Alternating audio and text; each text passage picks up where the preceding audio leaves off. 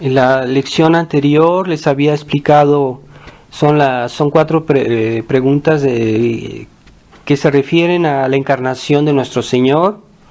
Esas cuatro preguntas no las terminé de explicar la última vez. Entonces, ¿quién es Jesucristo? ¿Cómo se llama el Hijo de Dios hecho hombre? ¿Se encarnó?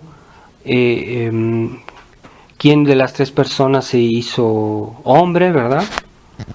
Y que Jesucristo pues es Dios hecho hombre. Entonces ya expliqué una parte de estas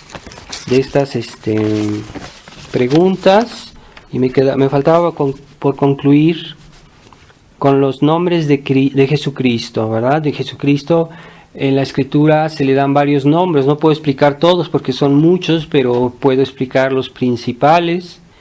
La palabra, el nombre de Jesús, que le fue dado por el ángel, ¿verdad? Cuando anunció a Nuestra Señora el día de la Anunciación, que es en realidad el día de la encarnación, porque es en ese momento que Dios se hizo hombre, cuando la Virgen dijo sí, cuando la Virgen dio su fiat, en ese momento Dios se hizo hombre en su seno purísimo, y el nombre que le dio el ángel era el nombre de Jesús, que significa Salvador.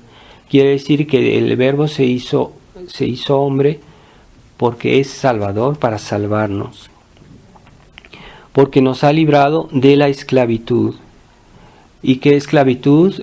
Hay que tener claro qué esclavitud nos ha librado. Es sobre todo la esclavitud del pecado, la esclavitud del demonio, porque la medida que Adán y Eva escucharon a la sugestión del demonio, en cierta manera quedaron bajo su esclavitud. Entonces el demonio tiene un poder sobre nosotros en la medida que hemos, primero, que nuestros primeros padres dieron esa aceptación, y segundo, pues por los pecados posteriores, por nuestros pecados personales. En cierta manera el demonio adquiere un derecho sobre las personas que viven en pecado. Por eso los niños, cuando son bautizados, la iglesia les da los exorcismos, que hoy han sido suprimidos en gran parte por el nuevo rito. Y entonces el demonio guarda cierto poder sobre los niños que no han sido bautizados correctamente, y el demonio los perturba o hace que los niños son muy agitados o muy difíciles, y a veces complementarles el bautismo hace que los niños estén más tranquilos. Eso se puede constatar, ha habido muchos casos así. Entonces, la importancia de la acción del Salvador por medio de la Iglesia en el bautismo, ¿verdad? Entonces nos vino a liberar de la influencia diabólica, y hay las consecuencias del pecado, ¿verdad? Que son muchas, muy diversas, que puede ser como se podrían resumir en lo que dice Santo Tomás, por ejemplo, la inteligencia, la ignorancia, la voluntad, la debilidad, y en las facultades, pues la concupiscencia, la dificultad de nuestras pasiones.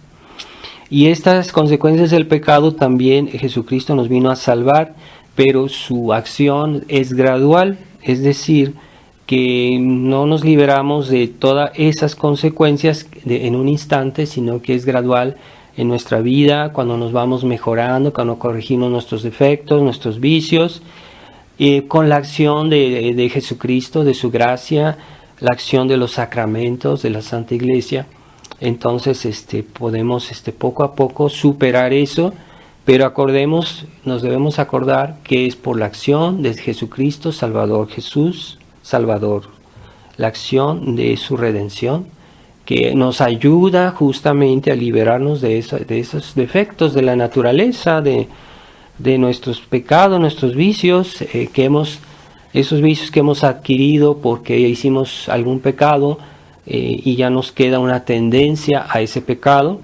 Pues hay que superarla, hay que vencerla, hay que eliminarla, y eso se hace gradualmente por la acción de la gracia. Por eso es muy importante que en la misa comulguen más personas. Yo estoy aquí para las confesiones, no olviden que lo normal sería que todos comulgaran. Entonces no es normal que haya muy pocas personas que comulguen, no debe ser. Hagan un esfuerzo. Yo estoy aquí antes de la misa un momento, una hora antes estoy. No lleguen justo a la hora porque ya no hay tiempo de confesarse. Lleguen antes. También nuestro Salvador nos ha liberado de las tinieblas del error, porque Dios ha confiado a su Iglesia, a la Iglesia Católica, el transmitirnos su enseñanza, es decir, la verdad de Dios. Esa misión de la Iglesia es la misión que siempre la Iglesia desempeñó y que hoy la nueva Iglesia conciliar está contradiciendo, porque ya no nos quiere transmitir la enseñanza de Jesucristo fielmente. Y ya se la ha trastornado, se la ha deformado, se la ha tergiversado, nos dicen las cosas de una manera engañosa, y ya hasta últimamente pues ya se está hablando de una manera descarada contra las enseñanzas de nuestro Señor. Entonces no es esa la misión de un Papa, que esté desvirtuando la palabra de nuestro Señor. No es la misión, no es su misión. Entonces es la verdad que nos salva también, porque ¿cómo nos podemos salvar si no conocemos la verdad? La verdad es la que nos dice dónde está el bien, dónde está el mal, qué es lo que nos salva, qué es lo que nos libera del pecado. Todas esas verdades de nuestra religión que nos dicen cómo salvarnos, qué sacramentos recibir, cómo recibirlos. Entonces esa verdad es muy importante, porque sin la verdad nadie puede actuar, nadie puede hacer nada, ¿verdad? Imaginen un ciego que no puede ir a ningún lugar porque no ve. Así como nosotros, ¿a dónde vamos a ir? ¿Cómo vamos a ir al cielo? Debemos conocer la verdad de Dios. Entonces esa verdad que nos libera de las tinieblas del error, pues es obra de nuestro Salvador. Por eso Jesús significa Salvador. Y también nuestro Salvador nos ha salvado del infierno. El infierno, que es el fin último de todos estos males del pecado y del desorden, que es el fin que espera a aquellas personas que mueren sin hacer penitencia, que mueren en su pecado, pues es el fin a donde van a terminar. Y si uno escucha a nuestro Salvador, pues no irá al infierno. Esperemos que todos lo escuchemos. Otro de los nombres de nuestro Señor es el Cristo. Cristo es una palabra que quiere decir ungido, consagrado. Ya en el Antiguo Testamento, pero también en el Nuevo Testamento, se consagra las cosas con los santos óleos. Eran óleos. En el Antiguo Testamento eran también óleos, óleo de oliva que se consagraba, que era una bendición especial, como hoy también la Iglesia lo hace, ¿verdad? Tenemos los santos óleos que se usan para el bautismo de los niños, para consagrar las iglesias, para consagrar los sacerdotes. Esos santos óleos que se usan también para los enfermos. Entonces tienen una virtud especial porque es una bendición muy particular, sobre todo, por ejemplo, cuando se consagra los cálices, los vasos sagrados, y esa unción hace que eso que se consagró no está bendito, es más que bendito, está consagrado. Entonces, si nosotros tomamos un poco de aceite de oliva y lo ponemos en una piedra, pues ese aceite va a penetrar la piedra y ya no se le va a poder quitar, o sea, esa queda para siempre, queda esa mancha, y así. Ese es el sentido de la consagración, que es algo que está dedicado a Dios para siempre. Entonces, Jesucristo, ¿por qué es el ungido? ¿Por qué es el consagrado? ¿Por qué la palabra Cristo quiere decir consagrado? Porque Jesucristo es el ungido por excelencia, la divinidad. Es decir, la humanidad de Cristo ha sido ungida con la divinidad. Es decir, que Dios se unió a la humanidad y es de esa manera que Jesucristo es Dios y hombre y su humanidad está consagrada con la presencia divina, pero es una presencia mayor que otro tipo de presencia, porque es una presencia personal, es decir, que la humanidad de Cristo está unida personalmente a la divinidad. Es lo que dijo San Pedro: tú eres el Cristo, el Hijo de Dios vivo, ¿no? Es la confesión de San Pedro. Cristo es el consagrado.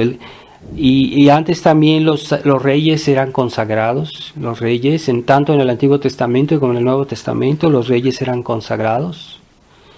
Y Jesucristo es rey y también sacerdote, porque es consagrado con el óleo de la divinidad. Y porque es Dios, que por eso en tanto hombre es rey. Y porque es Dios, en tanto hombre es sacerdote.